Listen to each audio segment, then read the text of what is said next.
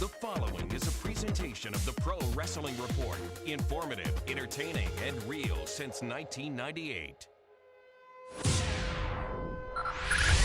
5, 4, 3, 2, 1.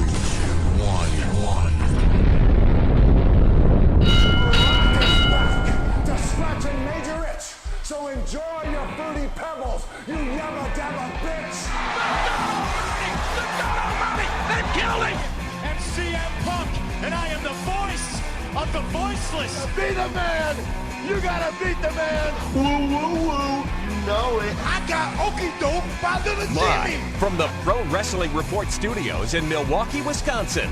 This is Monday Night Meltdown with your hosts, Damian Nelson and David Hero. I'm proud to say we're doing things the Vince McMahon way. That's the bottom line. What? Cause Stone Cold said so. Bringing you all the latest news and views from professional wrestling. Monday Night Meltdown is on the air. Good evening, ladies and gentlemen. This is Matthew Thomas filling in for Damian Nelson tonight. I am joined, as always, by David Hero, and we want to hear what you guys thought of Raw tonight. Kind of like Johnny Ace, we believe in the people power here, too, so we want to hear your thoughts and comments. Give us a call at 1-877-317-9772. Again, that's 1-877-317-9772. We will be going to your calls a little later in the program tonight. And also want to remind you that the live chat room is now open over at Blog Talk Radio. So hop in there and share your thoughts. Let us hear what you thought about tonight's Raw. You can also follow us on Twitter at PWR Show. And we are on Facebook as well. It's facebook.com/PWR Show. A Raw going off the air that saw matches made, that saw familiar faces returning. A Raw that actually opened a lot like it started off last week with Mr. John Laurinaitis out to the ring, taking to the mic saying that Cena publicly embarrassed him last week and that he goes into a fit of destruction when he gets embarrassed. We were told that he will not be, in fact, reprimanded by the board of directors because, they understand that he's tough, but he's fair. And we would see a Cena interview via satellite a little later in the evening. But one thing that we got initially during the Laurinaitis segment, and we got several times throughout the course of the night, we had initially a montage of Johnny Ace back from his wrestling days, a nice little collection of photographs showing Johnny Ace and some of his ring work there, calling himself at one point the Hulk Hogan of Japan. This was eventually interrupted by CM Punk, who told Laurinaitis that he was putting all of his chips on Lesnar, and that's the whole reason for this whole little feud with Cena. And Punk commences to degrading what he calls Laurinaitis' revisionist history of his career and starts to basically hurl insults at him. And this would ultimately lead to the making of the Punk Tensai match that we saw that was later turning to Punk Tensai and Bryan to finish your Raw off there. But one thing that I really noticed throughout the whole night, it really seemed like they were trying to remind the audience and even make some of the newer audience members aware that may not have been previously that Laurinaitis is in fact someone who does have some history in the ring. And, trying to in some way add to the credibility of Johnny Ace. And I don't know, I saw what they were trying to do, but I guess the question coming out of tonight, and I want to ask you, David, did they do an effective job at building any more intrigue into the whole Laurinaitis-Cena Tensai deal? I don't think so at all. I mean, what they did is they're making Tensai be Johnny Ace's hitman, but, without John Cena being there and Brock Lesnar not being there and Triple H not being there, and you're getting a big, healthy dose of Johnny Ace, and CM Punk is asked to carry the load on Monday Night Raw for the first time in a long time, and I don't know if it worked or not for them. I mean, the show was built around the heels, and all the heels looked strong. I mean, with the exception of Sheamus and Randy Orton cleaning up the locker room, I'm not too sure if this is what the main plan was. I mean, there's been reports coming out all day that Raw was rewritten 3 or 4 or 5 different times. I don't understand how they could have been that concerned about this show with the final product that they gave us was not very good. Yeah, it definitely had a different feel, and a main event that saw CM Punk versus Tensai and Daniel Bryan in a handicap match. And one thing I did notice, I thought Tensai looked good in the ring tonight, probably, to me, one of the more impressive in-ring performances I've seen him put in this stint in WWE. Of course, you haven't seen a whole lot at this point, which ultimately saw Tensai getting the pinfall victory on CM Punk, and we ultimately went off the air with Bryan putting Punk in the yes lock, which up until that point, and I may have missed it somewhere, but it really seemed like that was the only mention that was made of the WWE title match last week that was set up between Punk and Bryan, and it seemed like the week after the announcement of that match, there really wasn't, with the exception of the ending, which hopefully they'll piggyback on and use to build forward, but tonight it really didn't seem like, at least to me, David, they did a lot to build any excitement towards Bryan Punk. Yeah, you would think that they would have tried. I mean, but what does it tell you when CM Punk is tweeting out during Raw everything that has nothing to do with the WWE and their show tonight? He's talking about the Cubs and other things, and then throws out the picture of Paul Heyman.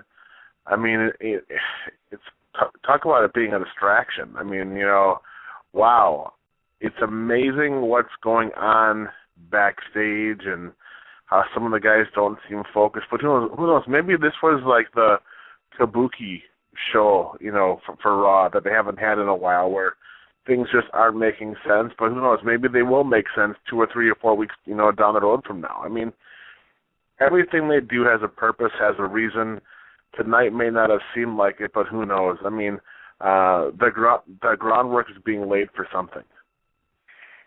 We will certainly have to wait and see. And it's funny you mentioned the Punk tweets. I noticed a couple of them, just off-topic things. And Meathead actually discussed with Dwayne on Sudden Impact last week, I believe it was, about the TNA stars that are, on Thursday nights not even pretending to, not even trying to build any illusion that they are not doing anything other than going to the movies or this, that, and the other. And it kind of cracks me up that Punk is there at a live show tweeting, whatever. But I do want to mention something, too, that it occurred to me while watching Raw tonight. It's occurred to me since I had a little while to digest the whole Bryan CM Punk direction from last week. And I got to say, I'm one of the internet wrestling community members that popped like a little schoolgirl last week when I realized that was the direction they were going. I'm extremely excited about the match. I think it's going to be a stellar match at Over the Limit. But one thing struck me as odd today, and that's the fact that, and if it's been done before, I can't remember a time in recent memory where it's been the case, where we've got someone in Daniel Bryan that lost, it's coming off the heels of a loss to Sheamus for the World Heavyweight Championship at the last pay-per-view, going immediately into a program for the WWE title. And I think I understand what they're doing. You had the Hot WrestleMania card, you had Cena Brock, and then you went right into Cena Brock at the next pay-per-view. And WWE, if nothing else, they've done a great job of trying to keep this momentum coming out of WrestleMania, going right into Cena Brock. Some say they may have hot-shot that a little bit too soon, but it is what it is, and they can't be accused of not trying to keep that momentum going.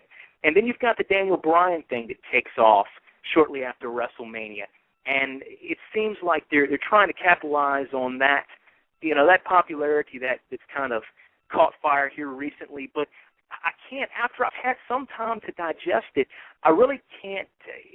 I don't know how logical it is going straight from Bryan losing a World Heavyweight Championship match and then turning around and having him compete for the WWE title the very next pay-per-view. It troubles me a little bit. I want to see what you think of that, David. Well, what they had to do is they had to get Daniel Bryan Danielson away from Sheamus, because Sheamus is the guy that they want to make into a big babyface star of the SmackDown brand. And it was apparent that the fans were completely behind Daniel Bryan and not as strongly behind Sheamus as they all had hoped. So what do? You got a guy that is hot. He's on top of the world. The fans are behind him. You take Daniel Bryan Danielson and you take him to the Raw brand and put him in the ring with their number 2 babyface in the company because they know that Punk is so over that no matter what the Daniel Bryan Danielson fans do, it's not going to change that too much. And you know what? That's, I'm sure, a match that Punk had requested because, you know, him and Daniel Bryan are pals and Ring of Honor buddies and the whole thing. And, you know, those two guys will probably have a fantastic match. I just wish that tonight's in-ring altercation between the two of them would have happened the week before the pay-per-view. Because if you saw the way Daniel Bryan locked in that yes lock twice on Punk, it looked like he was ripping his arm out of his socket.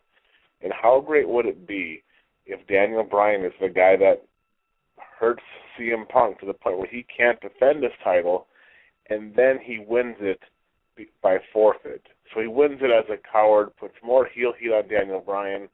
That way it makes the Punk-Daniel Bryan match mean that much more. I think that would be a great way to go about this feud because they can probably get another 2 or 3 or 4 more months out of it. But I'm sure it won't. I'm sure it'll be your typical one-on-one match. But if they could put a monkey wrench in there and take the belt off Punk without him really losing it, I think that would do a ton for the character growth of Daniel Bryan. It will certainly be interesting to see how they build this in the next several weeks prior to Over the Limit. Tonight also saw a surprise return in one Paul Heyman. As you mentioned earlier tonight, David, that this was a Brock Lesnar free Raw for the first time in several weeks, and we were told that we were going to have a legal representative for Brock delivering a personal statement from him, and we had the return of a Paul Heyman, and I can't say that I necessarily expected it. I can't say that I necessarily expected to see any Paul Heyman involvement at this stage in the game, just with, Brock Lesnar not being that new guy on the scene, necessarily needing that mouthpiece, but a somewhat established individual at this point in the game. But, David, your thoughts on the return of Paul Heyman tonight on Raw? He came back, and boy, what a difference! What a storyteller Paul Heyman is. He went out there, and I don't think the crowd appreciated how good Paul Heyman is, because I don't think they were giving him as much of the attention as he deserved, probably because he was unannounced, unadvertised, and he looked different. I mean, Paul Heyman looked great. He didn't look like the Paul Heyman that left TV 10 years ago. But just interesting. I mean, Paul Heyman is a guy that can go out there and he tells a story. He can cut a promo. He can tell the people what's going on where's going on what. Unfortunately, though, I don't think that the audience cared.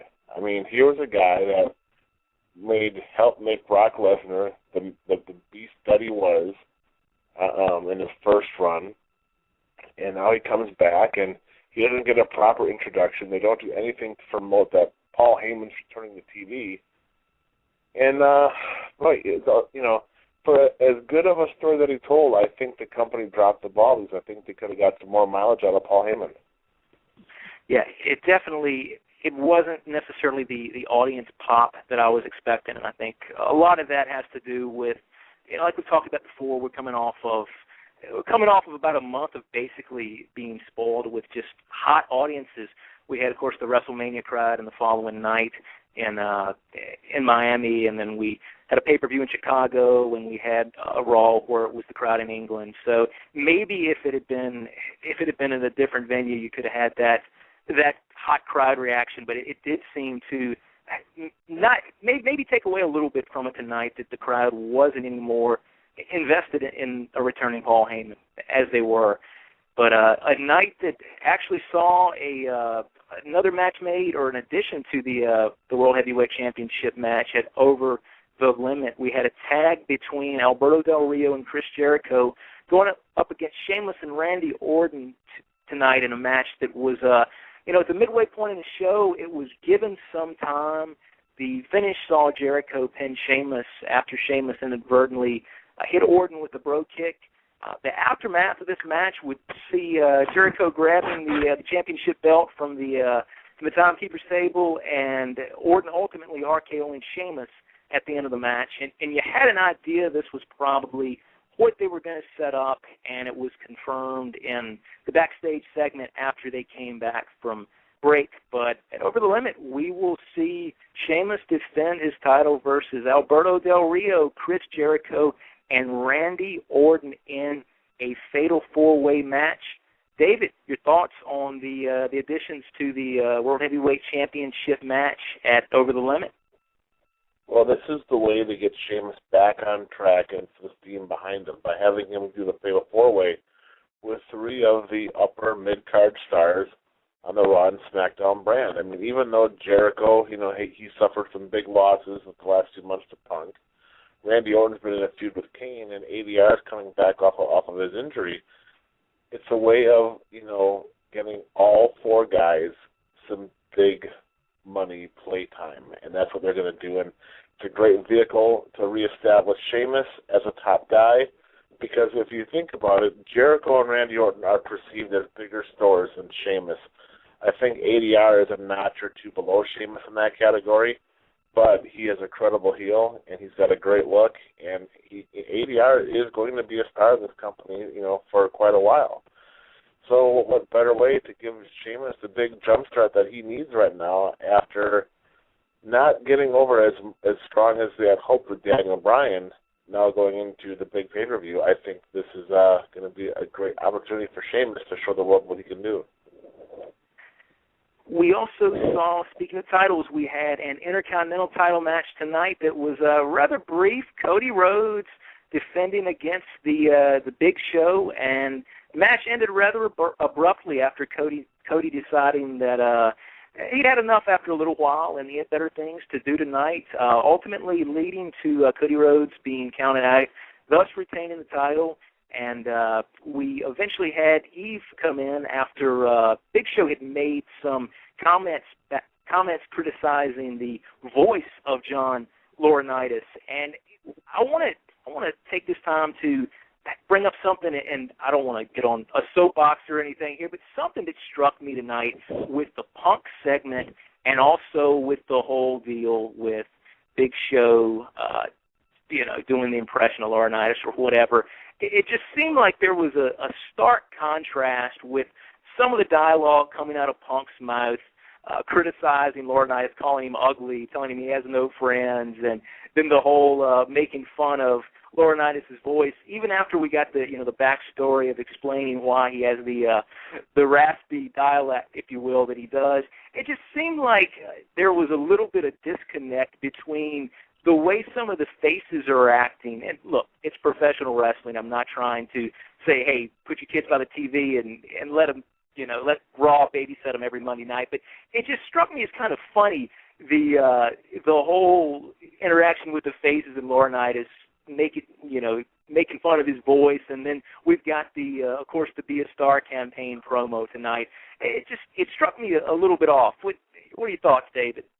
Yeah, I mean, for me, I'm still confused as to why Johnny Ace and Punk are even back in this feud again. I mean, they haven't really cared about each other for the last 6 months or so. But I mean, I guess it is what it is. That obviously they have a plan for Cena and a plan for Punk. But why does Johnny Ace have to battle both of the top two babyfaces in both companies right now?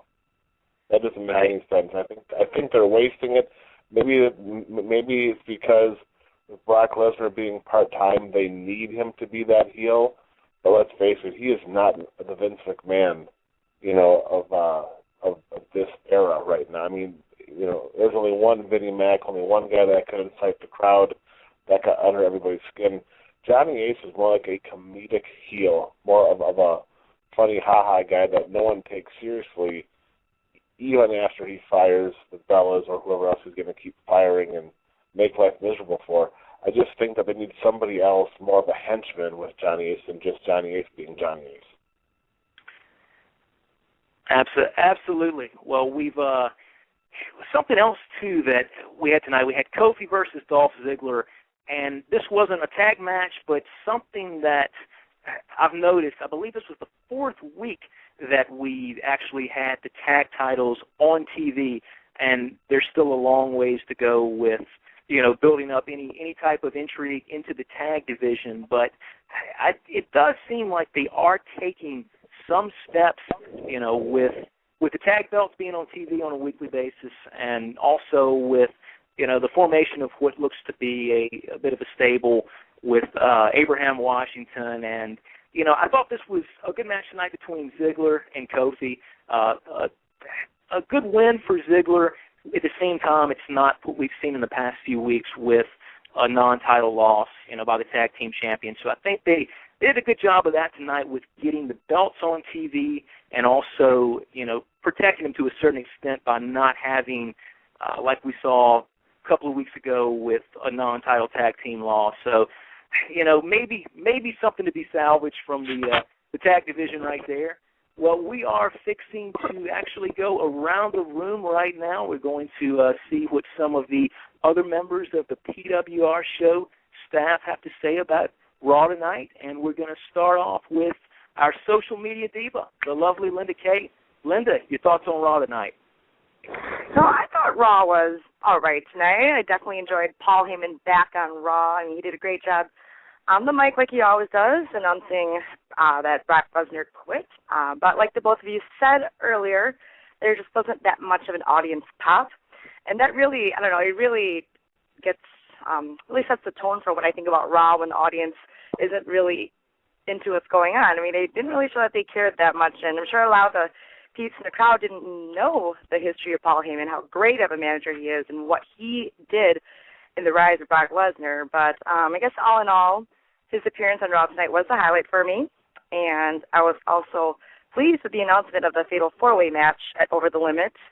I think that'll definitely help give more of what's worth to that belt with Sheamus, Orton, Jericho, and Del Rio. And one more thing, Dave, I wanted to comment on the whole oddness of tonight's episode. If it is to have been a kabuki episode, I sure hope that it does help move forward some of the current storylines leading up, because that was just weird with Punk tweeting all that too. I don't know. I didn't get that, but what did you think about all that? Well, I mean, I think Punk was almost a distraction. I mean, obviously it was the only way they could advertise Paul Heyman was going to be on Raw was by having Punk tweet it out a minute and 30 seconds before he walks his way to the ring. I don't know if that was disrespect by the company by not promoting Paul Heyman. I'm not too sure. It's just, like I said, this week's show just had an odd, strange feel to it, and let's just hope that next week it all gets back on track, because they are a week and a half away from really the go-home show for their Over the Limit pay-per-view. And right now, by what I've seen, I have no intention on wanting to drop $50 on to watch that pay-per-view. They've got a ways to go, no doubt. And thank you so much for your thoughts there, Linda. We're going to switch it over now to the man they call Meathead, the man working the phones behind the scene tonight. Meathead, your thoughts on Monday Night Raw tonight? I think I'm joining each one of you guys, and obviously popped like a little squirrel girl when I saw Heyman's picture on Twitter, which was a little odd.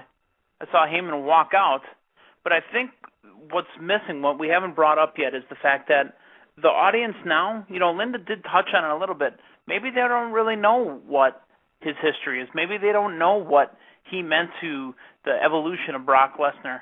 And to be honest, we're in 2012. Heyman's relevance really was in the 90s. I mean, let's be completely honest. That's why guys like ourselves, the Pro Wrestling Report fans, most of us really enjoyed Heyman because we remember Heyman from ECW. We remember Heyman from his run in WWE, even up to the Brock Lesnar stuff. But today's audience, I don't think they really respected who Paul Heyman is and what Paul Heyman does and what Paul Heyman means to the guys that are in the business now. So that was definitely a plus for me. And, I'm going to echo what you guys said, too.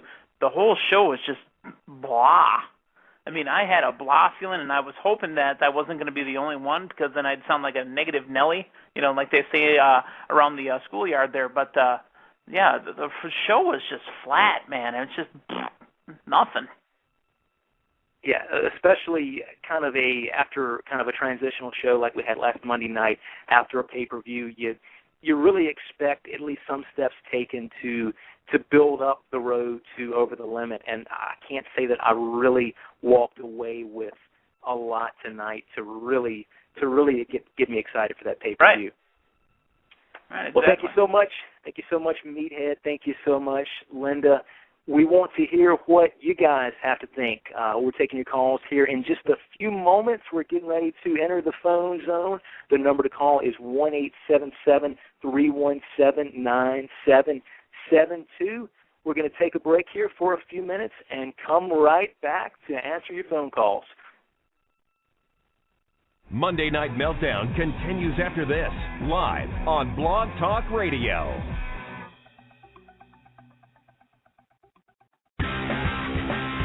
Don't forget to follow PWR right here on Blog Talk Radio right now. Be reminded of upcoming episodes and never miss Blog Talk Radio's most popular sports show. Follow PWR now.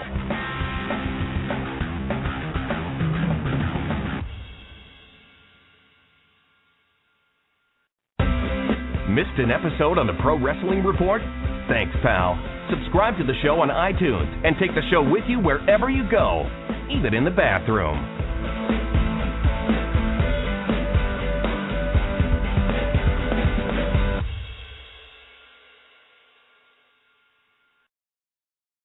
You're listening to Monday Night Meltdown live from Milwaukee, Wisconsin, and broadcasting worldwide on Blog Talk Radio.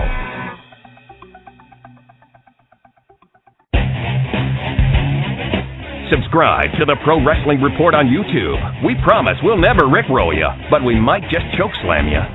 Click the subscribe button now and be part of the revolution.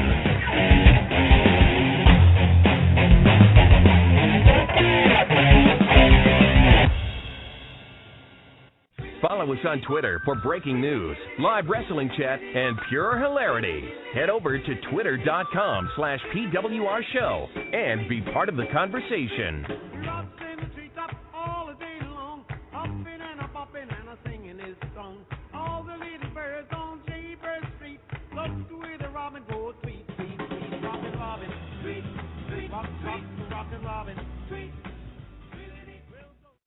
There's only one place to get the latest from pro wrestling, including the only place to get 100% verified wrestling news.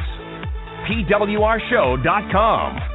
PWRshow.com, where you'll never find pop-ups or misleading headlines.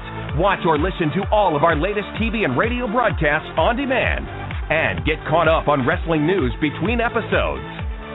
PWRshow.com is the cleanest, friendliest, and most fan-friendly source for wrestling news on the web.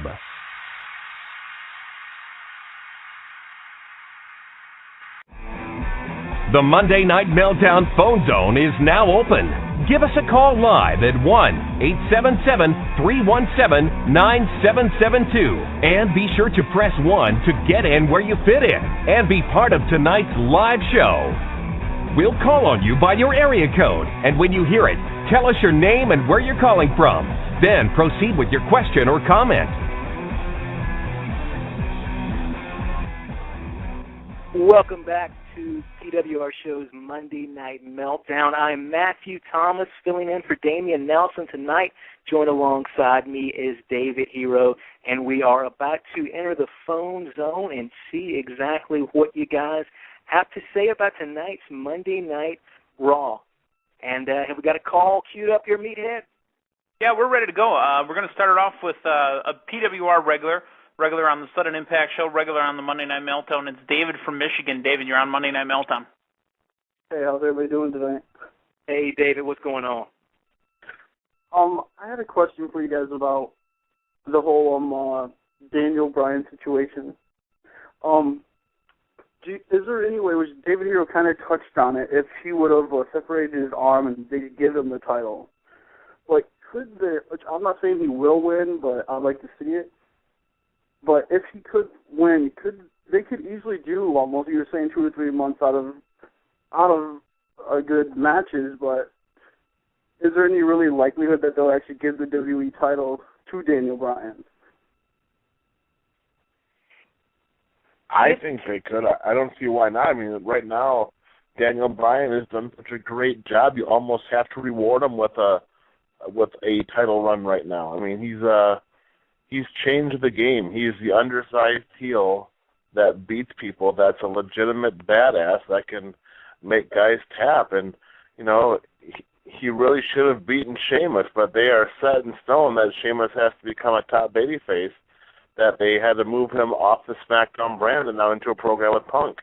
If he gets over on Punk the way he very well could, you would think that you have to reward him. Otherwise, where does Daniel Bryan go after that? He can't go back to the SmackDown brand and chase Sheamus or Orton, you know, whoever has the belt over there. I don't know. It just seems like he's on a collision course with Punk for the next 2 or 3 months. And a multiple months Punk-Bryan feud, I personally would love to see. My only question is, does that have enough of a draw between those two guys? I mean, I know the internet wrestling community would be behind it 100%, but is there enough draw between Daniel Bryan, CM Punk at this point for the casual fan to be able to get some length out of it? I don't think so. I don't think those two guys can sell enough tickets, can sell enough pay-per-views to make it worth its while. I mean, at the end of the day, John Cena is and always will be the golden goose for this company. I mean, he sells the merchandise, he sells the tickets, he gets women and children to buy tickets. He's a rock star. I mean, when it comes to WWE programming, it's still built around him. Even though they're giving Punk a lot more TV time and putting him in high-profile situations, John Cena is always the guy that Vinnie Man goes to when he's in a bind. And David from Michigan, thank you so much for that call. And I believe we have another caller we're getting ready to go to here. Yep, that's going to be Brian from Miami. Brian, you are on the Monday Night Meltdown. Go ahead. Alrighty. Thank you guys for having me on the show. I want to say that I've been a listener of yours since 2008. You know, I just love listening to your show, guys. Well, thanks, amigo.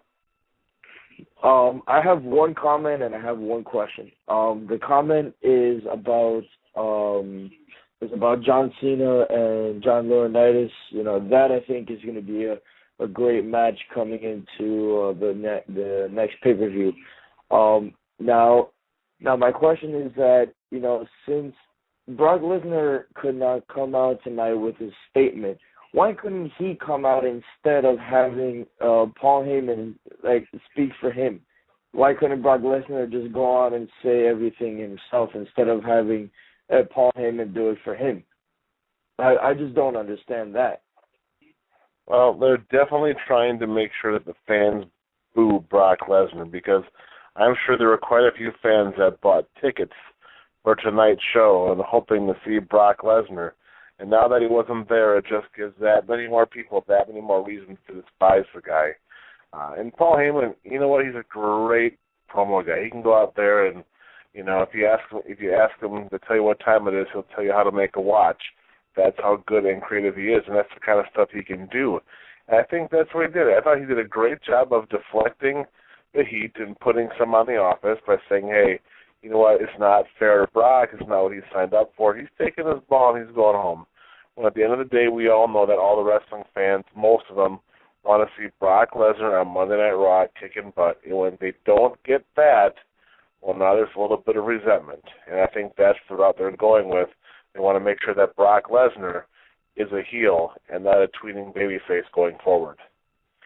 And since Lesnar's return, you know, that has been something that the WWE has had to put concentrated effort on, is making sure that this guy is a heel because, you know, he comes back, especially against Cena, he's got the pop of a returning superstar with a recognizable name a lot of people are going to have a tendency to cheer that. So tonight, with Paulie taking some of that heat, and when he was in the program, the program with Cena, when he came out in low blows, Cena, and little things throughout the course of it, it seems like they really have taken a lot of effort to make sure that this guy is a heel and this guy's booed. And I think with Lesnar, you really have to pull out all the stops to make sure that happens, because he's a big name. He's a returning superstar. So, Brian, thank you so much for those comments. And who do we have up next in the PWR universe? Well, it's a man that comes from one of my favorite areas of the country, Damien's as well, and they've got a street down there that's always caused us a lot of trouble. It's the OBT from Orlando. This is Glenn. Glenn, you're on Monday Night Meltdown. How you guys doing tonight? Glenn, what's going on? Wait, hold on a second. So what Meathead's saying is he gets into shenanigans on the Orange Blossom Trail. Yep, absolutely. Matter of fact, my first time down there, I got lost down in the Orange Blossom Trail, and let's just say business was open. I was going to say, if you're getting into trouble down there, that's not something you want to be talking about on the radio, is it, amigo? I wasn't a married man. It's more than just Cuban sandwiches on Orange Blossom Trail. It's sitting out at card tables playing cards in the middle of the day with all the talent walking by. Aha. All right, Glenn, what's going on, amigo? Glenn, this is your time. Yeah. WrestleMania 28, MetLife Stadium. From my knowledge, they did not sell out the stadium. One, is that correct? I don't think it was sold out. Okay. Then they're going to Sun Life Stadium at WrestleMania 29. Mm-hmm. When WrestleMania 28 did not sell out, and they had a match, the main event, named 1 year ahead. But the thing is that WrestleMania 28 was also one of the highest bought pay-per-views of all time in wrestling.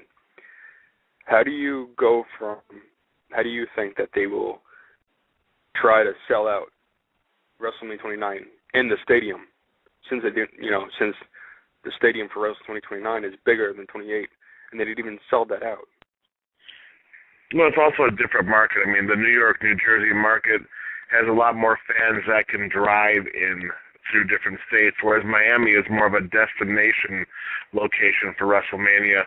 Miami was, that was a choice because of the Rock coming back and whatnot, but I'm willing to bet that next year's Mania is going to be sold out, hands down. Place will be rocking, and just because, the East Coast, a lot of people can drive in, and they don't have to make it, like I said, the expensive destination of a long weekend. Glenn, thank you so much for that call. And we're going to go to our next caller of the evening.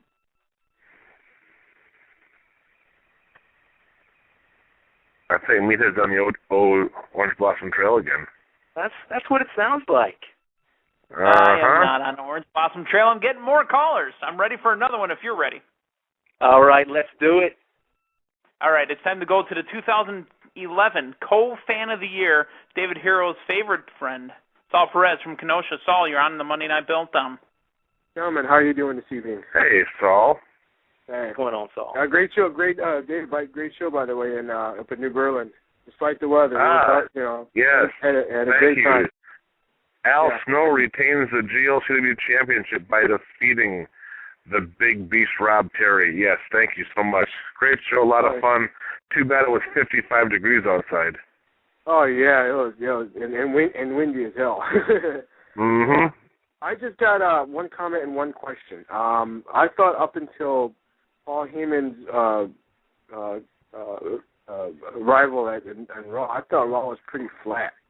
I mean, they did a lot of things to try to, pump up the show, but it really up until, I was excited when Paul Heyman showed up because it was like totally unexpected, and I was like, even though I follow, CM Punk and figured out he was there, still it was quite a surprise to actually see him back on TV. But my question is, now that they've made the main event or the world title match a fatal 4-way, I'd like to ask you, Mr. Hero, using your Be the Booker expertise, who do you think now should win that match?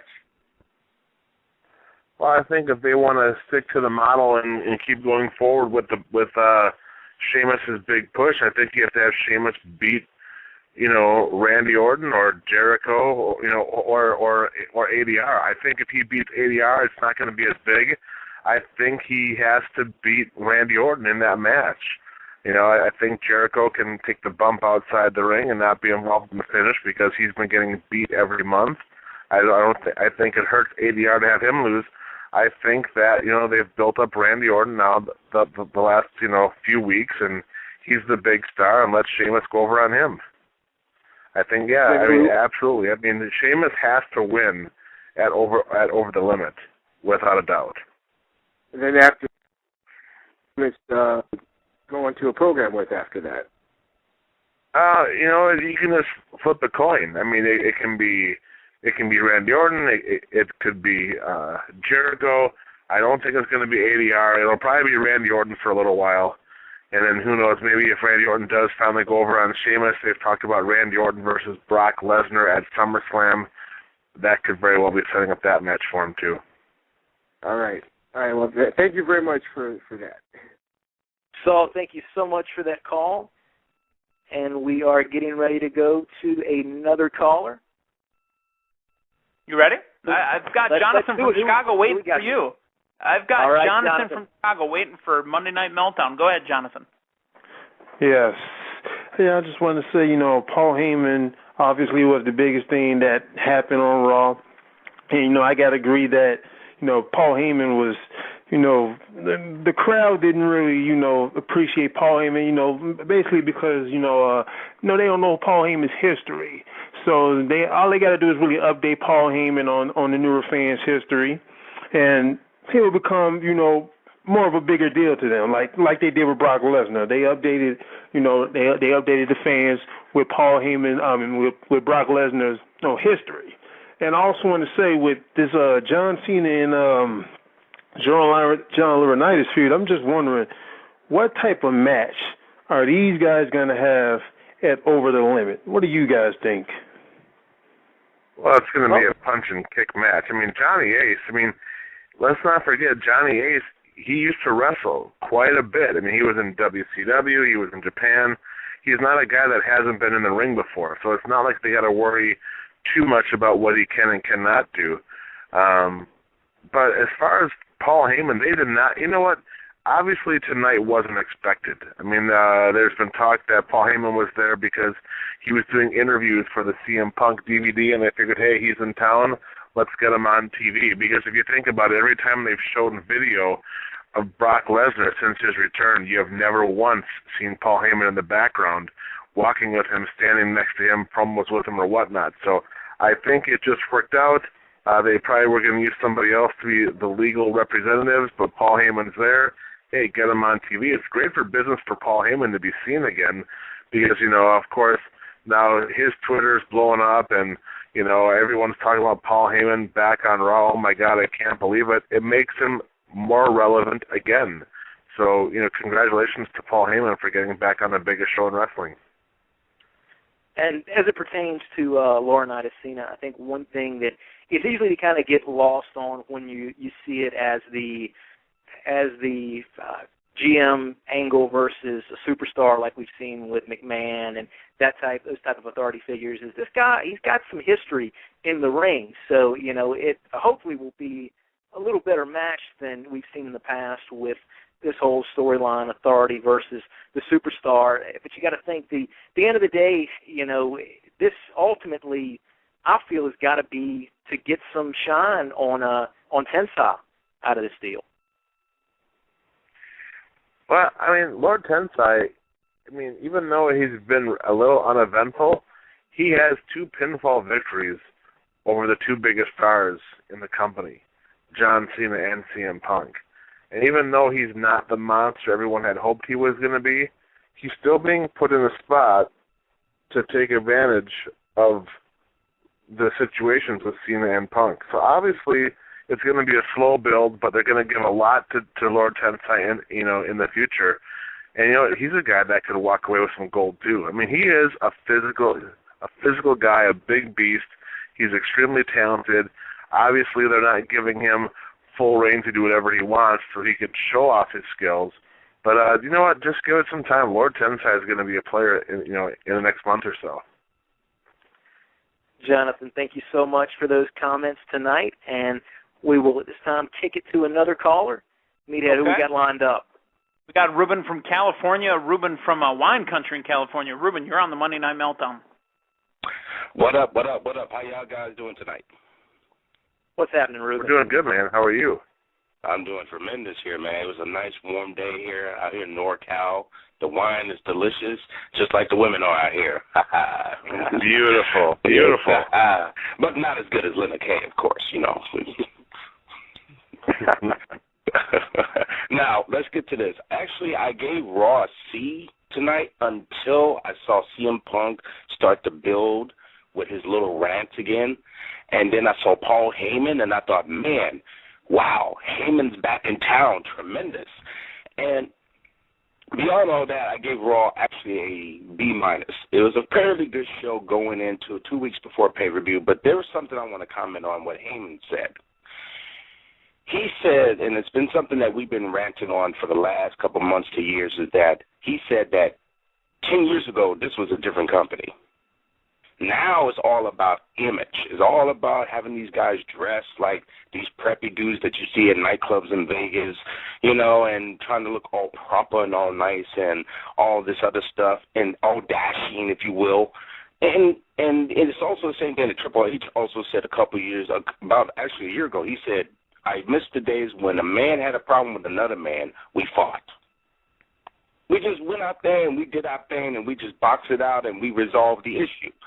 It seems as if, this pay-per-view is being all just scrambled up, especially when my man DH there had said, Del Hero said that they rewrote this 4 times? The whole show Raw? I mean, that's not cool with me, though. I will take a chance at this pay-per-view because it could be pretty good, though, because usually Over the Limit is a throwaway some of the time. But this could be a good pay-per-view if they just leave it alone. And for Lord Tensai, he is going to be the next United States heavyweight champion. Just get ready for it. Because we saw all the champions tonight on Raw, but we did not see the U.S. champion. Where was he? Just food for thought. Well, I don't know if they needed Santino out. Right now they're trying to reestablish the tag team division, so that got some time. They gave a lot of time to Brodus Clay and The Miz. I don't know if that was for a Miz burial or just to try to give Brodus Clay some more in-ring time. And then, of course, he had a ton of promos with Cena and Punk. Punk had 2 promo spots, and then you had Johnny Ace, and you had Paul Heyman. There was a lot more talking than there was wrestling once again on Raw, which is sometimes a good thing, but I think tonight the fans were restless, and they definitely needed to have some in-ring activity going on. And, David, one thing that I kind of question as it pertains to Tensai with the United States Championship reign, and this sounds funny for a guy who's been back in the company for all of a couple of months now, but with being thrust into the spotlight with Cena and now being, getting the win over Punk tonight, is Tensai at this point above a United States title reign? I don't know yet because he really hasn't beaten Punk and Cena convincingly. It's all been with outside interference and different kinds of things going on. So, if he could have done it more on his own, absolutely. But I also believe that the U.S. title is a little bit below him. I think that belt's going to go around the waist of David Otunga first once he gets back from supporting his fiancée, Jennifer Hudson, in court. Because right now, if Tensai is going to go into a program with Punk or Cena, they don't want to have a mid-card belt around his waist. Ruben, thank you so much for those comments. And we are coming up to the wall, coming up to the end of the show, but I think we may have time for one more call. Can we squeeze one more in, Meathead? All right, we're going to be quick with it, but it's going to be Conrad from Shebangabang. Sheboygan, Wisconsin. Conrad, you're on the Monday Night Meltdown. How you guys doing? Hey, it's the Connosaurus Rex. You know what? The funny thing about it, I have to say, it's funny that I see a lot of arm injuries, left arm injuries in wrestling right now. You know, Triple H, Cena, Punk, and Sheamus, but it's funny. My couple of quick questions is that, I mean, I really would love to see Brock Lesnar go up against Sheamus. I think that would be a decent battle, even though he does have the belt. But my question is to you, do you see, this goes for Jericho too, do you see Jericho or Brock Lesnar eventually getting the belt, or when their contracts running out, are they just wrestling just to be wrestling? I can see Brock Lesnar unifying both titles. I mean, if they want to make things interesting and if they want to make it a little more legitimate, let him beat Sheamus and let him beat Punk and let him be the unified world champion and let him own the WWE. Let him be the guy that runs both brands. I think that will be great for business. You know, now you have the legitimate ass kicker. He's your world champion. He's your WWE champion. And only good can come out of it because eventually he's going to have to drop a belt back to somebody or two different guys, and that just makes them that much more relevant and that much stronger. Conrad, thank you so much for that call. And ladies and gentlemen, I believe we are out of time. Please join us on Wednesday night for Prime Time, Thursday night for Sudden Impact with Meathead and Dwayne, and again on Saturday for Prime Time. For the man they call Meathead, for Linda Kay, for Damian Nelson, for David Hero, this is Matthew Thomas. Please follow us on Twitter at PWR Show and on Facebook.com/PWR Show. Thank you all of our callers tonight, and we'll talk to you soon. This is the Pro Wrestling Report. Informative, entertaining, real.